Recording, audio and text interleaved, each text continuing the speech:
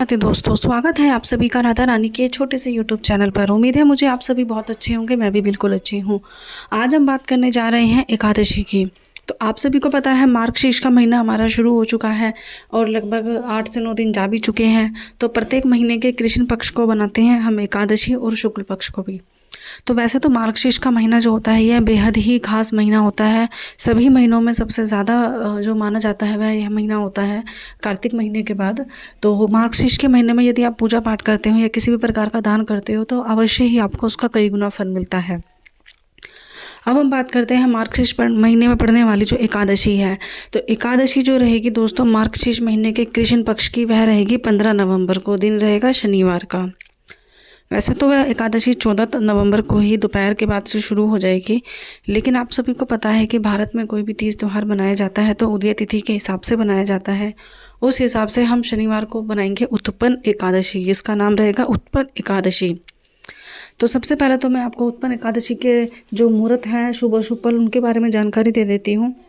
Video शुरू करने से पहले अगर आप मेरे चैनल पर पहली बार आए हैं तो मेरे चैनल को सब्सक्राइब कीजिएगा। अगर मेरी वीडियो आपको ज़रा सी भी हेल्पफुल लगे दोस्तों तो मेरी वीडियो को लाइक ज़रूर कीजिएगा और वीडियो को एंड तक ज़रूर देखिएगा, क्योंकि मैं आपके लिए लेकर आती हूँ हर वीडियो में कुछ ऐसे उपाय जो कि आपके लिए बेहद ही लाभकारी साबित होते हैं।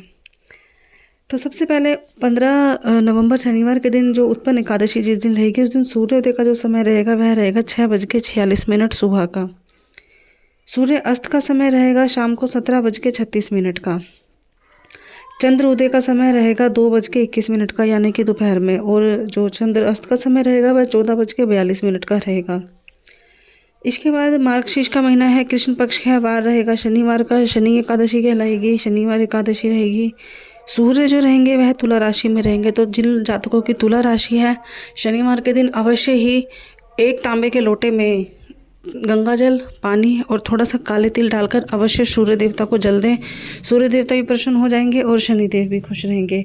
चंद्र जो रहेंगे वह रहेंगे कन्या राशि में। तो कन्या राशि के जातकों के लिए यह उपाय है कि शाम को जिस समय चंद्र उदय होगा तो एक लोटे में थोड़ा सा दूध लेकर उसके अंदर मतलब पानी और थोड़ा सा दूध, कच्चा दूध मिलाकर पानी को सफ़ेद कर लीजिए, ठंडा कर लीजिए। और उसके बाद उसमें कुछ मीठे दाने मिश्री के या चीनी के या कोई भी मीठी चीज़ डालकर चांद को ज़रूर पानी देकर आइए। चांद जो है शीतलता प्रदान करता है। जिन भी कन्या राशि के जातकों को गुस्से की बहुत ज़्यादा परेशानी है, टेम्पर उनका बहुत जल्दी हाई हो जाता है, तो उनके लिए यह अवश्य ही लाभकारी साबित होगा। इसके बाद बात करते हैं दोस्तों हम अभिजीत मुहूर्त की। तो अभिजीत मुहूर्त रहेगा दोपहर सुबह में 11:50 से 12:32 तक का। अभिजीत मुहूर्त में कोई भी नया कार्य करने के लिए बेहद ही लाभकारी शुभकारी फल होता है ये। आप कोई भी नया काम या कोई नई चीज़ खरीदना चाहते हैं तो आप सुबह 11:50 से 12:32 यानी कि लगभग 30, 35, 40 मिनट का ये समय रहेगा। तो आप इस दौरान कर सकते हो। और याद रहे दोस्तों, हर रोज़ हमारे लगते हैं राहु काल का मुहूर्त। राहु काल के मुहूर्त से आप थोड़ा बच के रहिएगा। राहु काल के मुहूर्त में कोई भी शुभ कार्य नहीं करना होता है। राहु काल का जो मुहूर्त रहेगा वो 9:28 से 10:50 तक का रहेगा। तो ये थी हमारी जानकारी शनिवार के दिन उत्पन्न एकादशी की, जो कि शुभ मुहूर्त और सूर्योदय चंद्रोदय के हिसाब से रहेगी। अब हम बात करते हैं एकादशी की। एकादशी दोस्तों हम बनाते हैं भगवान विष्णु और माता लक्ष्मी की आराधना के लिए।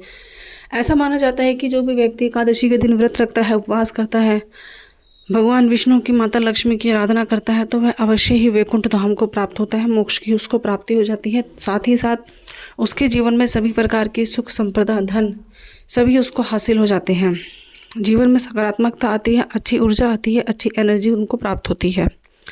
तो एकादशी के व्रत के नियम क्या होते हैं दोस्तों? सबसे पहले तो आपको ब्रह्म मुहूर्त में सुबह सुबह उठना है, नहा धोकर स्नान आदि करके स्वच्छ कपड़े पहनकर आपको एक चौका लगाना है। पीले कपड़े इसके ऊपर आपको बिछाना है। चौकी मतलब पटरी जैसे आप नवरात्रों में लगाते हो, उसके ऊपर पीला या लाल कपड़ा आप कोई भी संभव हो आप लगा सकते हो। फिर भगवान विष्णु की आप प्रतिमा सामने रखिए।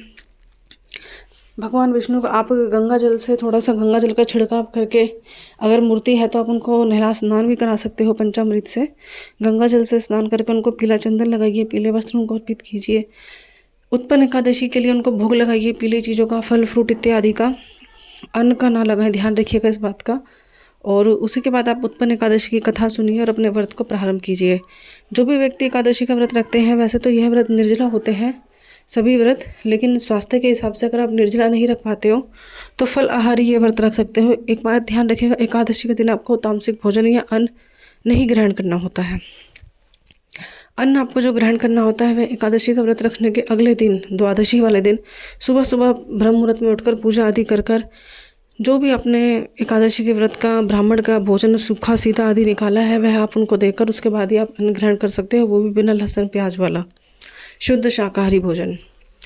तो एकादशी के व्रत का यही नियम होता है। एकादशी के व्रत के दिन महिलाओं को सर नहीं धोना होता है, बाल नाखून इत्यादि नहीं काटने होते हैं, हो सके तो कपड़े भी नहीं धोने होते हैं इस दिन, साबुन अपने शरीर पर नहीं लगानी होती है। बहुत सारे नियम होते हैं। एकादशी के एक दिन पहले दशमी जिस दिन रहती है उसी दिन आपको शाम को जो है बिना लहसुन प्याज का खाना खाकर सोना होता है, जिससे कि अगले दिन आपका जो व्रत रहे के लिए मन थोड़ा शांत स्वभाव रहे। ऐसा माना जाता है कि लहसुन प्याज ये सब चीज़ें खाने से गुस्सा शरीर में ज़्यादा आता है और शरीर में दुर्गंध आती है। बाकी लहसुन प्याज में कोई ऐसा नॉनवेज नहीं होता है, शरीर की दुर्गंध के लिए इन सब चीज़ों का त्याग किया जाता है। तो ये तो थे हमारे एकादशी के व्रत के नियम। एकादशी की उत्पन्न कथा वो मैं पहले ही अपने चैनल पर डाल चुकी हूँ, आप देख लीजिएगा। इसके बाद दोस्तों देखो, भगवान विष्णु और माता लक्ष्मी की आराधना हमारे लिए बेहद ही ज़रूरी होता है। इस दिन आप गरीबों को पीला कपड़ा या ऊनी कपड़े दान कर सकते हो। ऐसा माना जाता है जो भी जातक भगवान विष्णु की विधि विधान से पूजा करता है और प्रत्येक एकादशी का व्रत विधि विधान से रखता है, उसको अपने जीवन की सभी दुख दुविधाओं से छुटकारा मिल जाता है। और जो भी जातक यह चाहते हैं कि उन्हें मोक्ष की प्राप्ति हो जाए, जीवन और जन्म और मृत्यु के चक्कर से उनका छुटकारा हो जाए, तो अवश्य ही आप सभी को एकादशी का व्रत रखना चाहिए। और इतनी सी थी दोस्तों मेरी जानकारी। आपको सभी को पता है कि मैं आपके लिए जो आने वाले 30 त्यौहार होते हैं उन सब की जानकारी प्रॉपर लेकर आती हूँ और कथा भी लेकर आती हूँ, क्योंकि बिना पूजा पाठ के कोई भी व्रत अधूरा होता है। कथा मैं अपने चैनल पर डाल चुकी हूँ, लिंक मैं उसका शेयर कर दूँगी डिस्क्रिप्शन में, आप चेक कर लीजिएगा। अगर आपको मेरी ये वीडियो ज़रा सी भी अच्छी लगती है तो आप प्लीज़ मेरे चैनल को सब्सक्राइब ज़रूर कीजिएगा। वीडियो के एंड तक की बात हुई थी, तो एंड में क्या उपाय है ध्यान रखिएगा दोस्तों। शनिवार का दिन है और एकादशी भी है। देखो, शनिवार के दिन एकादशी और शनिवार के दिन ही शनि देव को खुश करने का एक अलग उपाय होते हैं। तो शनिवार के दिन आपको करना क्या है, पीपल के पेड़ के नीचे आपको सरसों के तेल का दीपक जलाकर आना है, काले तिल डालकर। क्योंकि पीपल के पेड़ के नीचे, पीपल का जो पेड़ होता है वह खुद स्वयं भगवान विष्णु का रूप होता है। जो महिलाएं हैं वह पीपल के पेड़ के नीचे दीपक जला सकती हैं और पुरुष भी जला सकते हैं। इसमें कोई ऐसा दो राय वाली बात नहीं है कि कौन जलाए कौन ना जलाए, कोई भी जला सकता है। पहला तो उपाय आपको ये हो गया। अब इसके बाद आपको शनिवार के दिन आपको तुलसी माता को नहीं छेड़ना होता है, तुलसी माता को पानी नहीं देना होता है और उनको तोड़ना, किसी प्रकार के पत्ते भी नहीं तोड़ सकते आप। अगर आप तुलसी माता को पानी देना चाहते हैं तो एक लोटे में पानी भर के तुलसी माता के साइड में रख दीजिए। इससे ज़्यादा आपको कुछ नहीं करना होता है। इसी के साथ शनिवार को आपके दिन आपको करना क्या है, काले वस्त्र, काले कपड़े, काले चने, काली मूंग की दाल, काली जो दाल आती है, काली दाल, काले छोले, काली चीज़ें मतलब काले तिल, आप ये सब दान कर सकते हो। किसी भी गरीबों को भोजन खिला सकते हो। साथ ही साथ पीली चीज़ें भी ज़रूर आप दान कीजिए, क्योंकि एकादशी का दिन है, भगवान विष्णु का दिन है। भगवान विष्णु को पीताम्बरी धारण भी कहते हैं।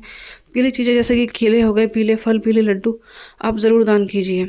एकादशी के दिन आपको करना क्या है, आटे के अंदर थोड़ी सी हल्दी मिलाकर और चीनी मिलाकर, जैसे कि आटा है सफ़ेद होता है, हल्दी मिलाने से थोड़ा पीला हो जाएगा, और चीनी मिलाकर आपको चींटियों को ज़रूर दान देना है, अगर आपके जीवन में आर्थिक तंगी बनी रहती है तो दोस्तों यही थे मेरे छोटे छोटे उपाय। इन्हीं उपाय को करके यदि आप 3 से 4 महीने लगातार ये उपाय कर लेते हैं तो देखिएगा आपके जीवन में आपको बहुत तरीके के बदलाव नज़र आएंगे। तो अगर आपको मेरी वीडियो, मेरे उपाय अच्छे लगे तो प्लीज़ मेरे चैनल को सब्सक्राइब ज़रूर कीजिएगा। मिलते हैं अगली वीडियो में, तब तक के लिए राधे राधे दोस्तों।